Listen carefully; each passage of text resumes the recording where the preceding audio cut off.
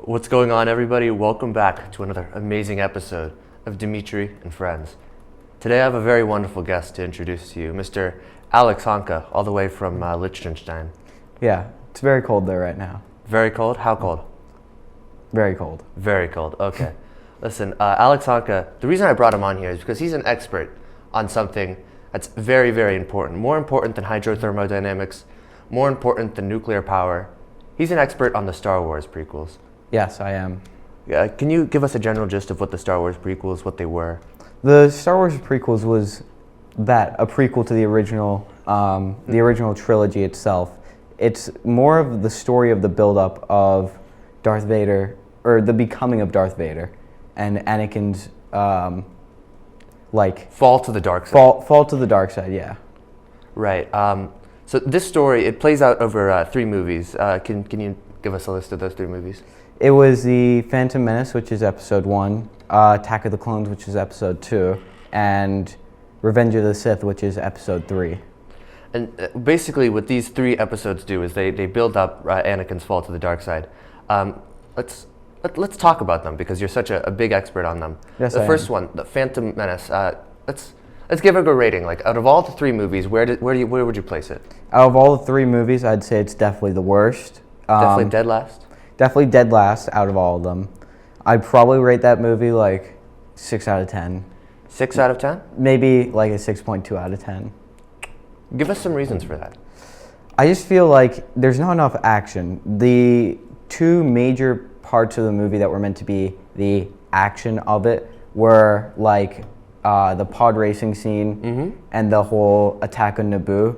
The attack on Naboo was that was not that bad. It was entertaining to watch, but the pod racing scene, I don't know, it just didn't do it for me. It was just not great in my opinion. It was just even though it's fast, it's kind of progressed slowly and was very boring to watch.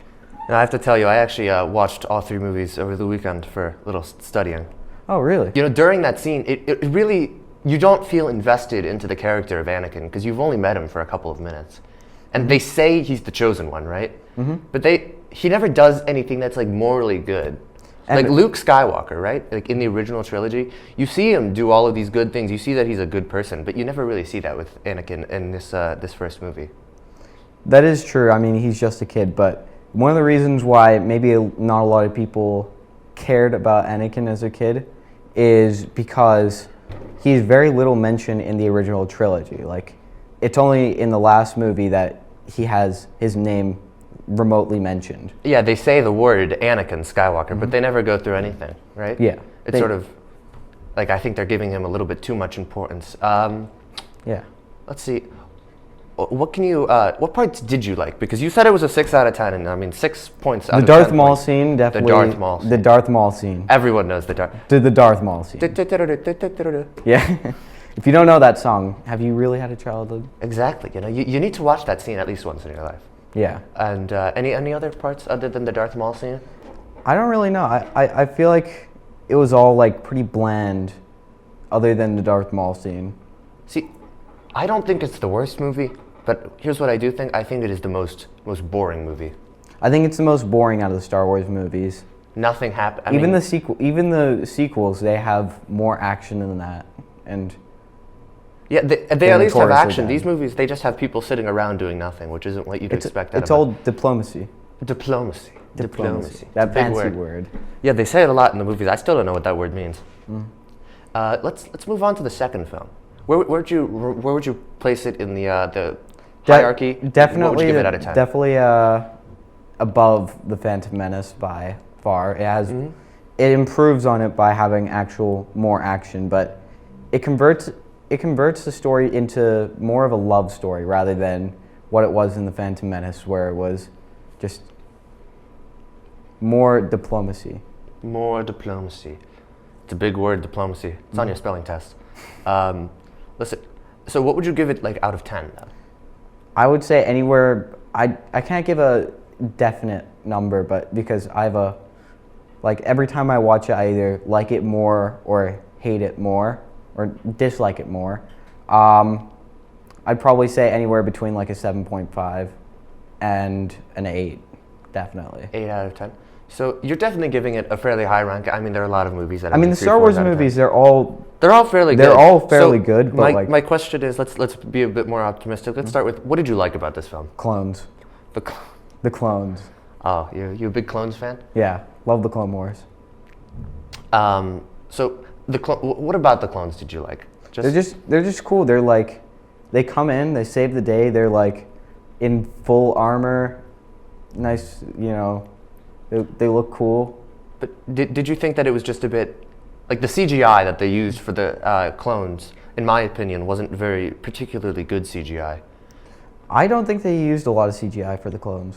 No, I think they really did. I mean, they have like hundreds of shots where they're all just. I would argue earlier in the movie's points, the CGI is definitely overused a bit, but I don't think it's overused that much for the clones. Part of the reason this movie has been highly criticized is the acting. It's not necessarily very good. What parts? There we go. He's smiling. Yeah, the acting. What parts of the film would you say have the worst acting between two characters or between a character? Between two characters, you're beating around the bush there. I definitely say Anakin and Padme. They very, very bad acting there. I think Hayden Christensen, is that how you pronounce his name? Hayden Christensen, I think? Yeah, he did very good acting overall. It's just in those scenes, it's cringy. Maybe that's just George Lucas's writing, but I don't think George understands how to really write two love characters. He didn't even do it well in the original movie. I mean, Han and Leia were kind of rushed, right? Yeah, and Luke and Leia, they just didn't do that. Yeah, Luke and Leia, their love story. It was very short, but we don't talk about that. Yeah, we retcon that, so it's fine. Yeah. It's fine. But I just think that was one of the main, not setbacks, but one of the main difficulties watching. It was the this love story between Anakin and Padme. Another thing I'll say about it is, even though it's hard to watch in this movie, it really helps it build up for the next movie. It makes the next movie have importance. So, what relationship I thought was very good? Not the fake sort of Anakin and Padme relationship, because we all know that that's sort of really bad. But the relationship between Anakin and Obi-Wan as apprentice and master, and how they sort of, move on from where they were in the original film, and how they have arguments, and how they sort of have cohesion and friction. I feel like that is also very important in this movie because, as a lot of people know, it really affects the next movie and how it really affects the whole rest of the Star Wars films. Really, I feel like this is more of a it builds up the next movie. That's why Revenge of the Sith is, in my opinion, the best Star Wars movie. So Anakin and Obi-Wan was well written. Mm-hmm. Anakin and Padme is not well written. No. That's a good, I think, assessment. That's my opinion. Why don't we move on to the next? Let's move on to the third, final, and in your case right now, you're sort of ranking the best film. Yep. Revenge of the Sith. This is really Anakin's final fall to the dark side, to becoming a Sith Lord. That's where he gets the Darth Vader suit. Yada yada yada. I feel like it's the best movie, or I feel like it's the best movie because it has the other two movies which weren't necessarily great, but it helped it become a better movie than it would have been on its own. Absolutely. So what would you give it out of 10? Let's start there. Definitely like around a 10 out of 10. I would say it's a perfect movie. You would say it is a perfect movie? Yes. So let's sort of, I don't believe in the idea of perfectness, other than myself, of course. What parts of it, name a single part that you disliked. Just anything at all, any problems that you had with the film. I feel like it does have the one small problem, which is small in this case, is it's slow, but it's like in the earlier parts. But it's not like the same type of slow that the other movies had. It was exposition in a way. It wasn't like slow where you don't want to watch it. It wasn't nothing slow, nowhere. But the action, even though it had action, the action itself was the slow part. Yeah. Right? So, in the other movies, you just had people standing around or sitting around talking, not doing anything. In this movie, you do have people sort of fighting, but these fights are sort of long, they're exaggerated. Yeah. Count Dooku, I thought that was awful. How so? How so? just the way he died, the way he fought, the way he did everything. He sort of fights Anakin, right? But he doesn't really put up that big of a fight, and his only purpose is to just die eventually. It's not. He's the bearded guy. He doesn't do much. Yeah, I really dislike that part. I agree with you. He doesn't like. I wish they gave him more of a epic opening battle rather than the way that he died in the beginning, which was kind of, I don't know. It kind of felt anticlimactic. If you've watched like the Clone Wars, for example, or the TV show, it's definitely anticlimactic. It's very sort of. He wants to use his character to get to a different point, but he doesn't care about that character, Mr. Lucas. So if that's only you know what I disliked about the film? What? The CGI. I'm a big CGI guy. You're a big anti-CGI I'm a big anti-bad CGI guy. I don't like CGI that doesn't look real. I want the movie to look as realistic as humanly possible. Nowadays, CGI has gotten crazy good. It's very Spider-Man movie. I mean, when did the movie come out? I think it came out in like 2005. Yeah, 2005. 2005. So the CGI wouldn't have been as good. I mean, to be fair, it was the Star Wars film. He had a multi-billion-dollar marketing budget, or multi-billion-dollar everything budget, but still, it was 2005 technology. And if you look at like the lava planet where the movie ends, Mustafar, there we go, and Anakin sort of gets burned, right? Well, they lit him no. on fire pretty convincingly, though. Well, yeah, that looked very convincing. I don't know how they did that. I'm not sure if they Well, how do you think they did it? I don't know. I mean, I guess I could look at the behind the scenes, but yeah, that's not what we're talking about. It was probably like a body double or something. It was very realistic. That part, I don't know. I like movies that sort of look really, really real. What would you say was your favorite part about the movie? Favorite part? Anakin versus Obi-Wan at the end. Everyone has to agree on that. It's awesome. You see these two characters who are the only two, that's the only well-written relationship throughout the entire prequels, in my opinion, is Anakin and Obi-Wan. And you see them fight, and you see them, really take out their animosity and their anger at each other.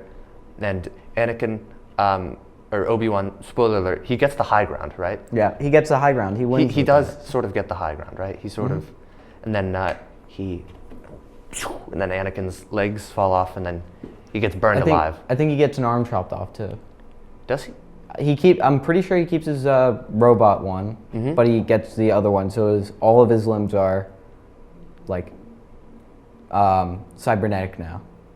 And the prophecy that was made at the original movie, which we talked about, where he was the chosen one, that prophecy ultimately, it seems like it came false though. And it seems like it's like a tragedy, as Mr. Kelleher would say, or Mr. Palmieri. I mean, it's this hero with this tragic flaw of being, too self-centered, too wanting of Padme, and he ultimately gets burned alive and becomes Darth Vader, and a really, really bad guy. Ultimately, I think just the Revenge of the Sith is just so much better than the other prequels. It's sort of like on its own level. I would definitely agree with that. It's definitely one of my favorite Star Wars movies, that and Return of the Jedi. But I would say, I wouldn't say it's a 10 out of 10, but I would say personally it's a 9 out of 10 for me. It's a very, very well written, very well acted, very well everything film. Yeah, I feel like everything about it was done well. Everything about it came together perfectly. The only real cop-out that I don't like is that Luke and Leia, their mom just magically dies. She dies from sadness. Now, it's just like... You couldn't have come up with anything, but I feel like Anakin, fighting her, and then she gets, dies from her injuries, or just something like that, could have made her death seem so much more significant, but it seems... People still make fun of her death. He wrote her out of the film by saying, she's dead, deal with it, and not giving her, the audience any reason why she dies. And that's, I think, as a kid, when I watched it, I was very confused by why did she die, right? Yes, I definitely agree with you. So it's sort of, that's one of the parts that I didn't like, but almost everything else about the film just blows the other prequels out of the water, and it's honestly one of the best Star Wars films, and possibly one of the best films, I guess, out of any film that you could possibly watch. So if you were to give the prequels there are three sort of trilogies within the Star Wars franchise. Where would you rank it? I would definitely put. I don't know. The prequels, they're certainly very good, but the original trilogy, like, nothing beats that. That's true. That's true. And the sequels are just terrible. So I think I would put original trilogy, then the prequels, then very far down the sequels. And if you were to sort of compare your experience to watching the Star Wars prequels as like a little kid versus your comparison, or versus your experience to watching other films as a little kid, like Spider-Man or Batman or all of these other, how would you say it compares to other sort of fantasy movies? I would say it's I watched the first two when I was very young. I didn't understand anything. To be honest, I thought Padme was Leia and Anakin was Luke for some reason. I didn't understand the movies. And then I watched Revenge of the Sith when I was older. I understood the movies, and then I rewatched the other two, and then it all finally came together. But when I watched, my other favorite childhood movies were the original Tobey Maguire Spider-Man. So how would you say it's almost as good as the Spider-Man? Would you say it's very far off? How would you rank it compared to other superhero movies that you might have I think watched they're as a just kid? as good as each other, but I would say Star Wars is harder to understand as a very young kid. It's not that it's hard to understand. It's that it's badly written. If they explained it a little bit better, I feel like it would have been. I feel like you have to, as a kid, you'd have to watch and understand the original trilogies before. No, if you watch the original trilogy, right, and then you go back and watch the sequels, they make a lot more sense because you know what's going to happen. That is true.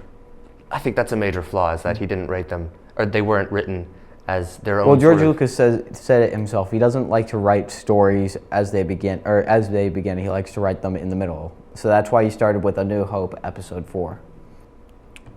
So those were your thoughts on the Star Wars prequels, and any sort of final. If you were to give us a 2 or 3 sentence reason to go and watch these films again, what would it be? Probably just like they're good movies, and if you want to be entertained, if you got an extra like couple hours at your disposal, maybe like I think they're like 6 hours to watch the whole trilogy.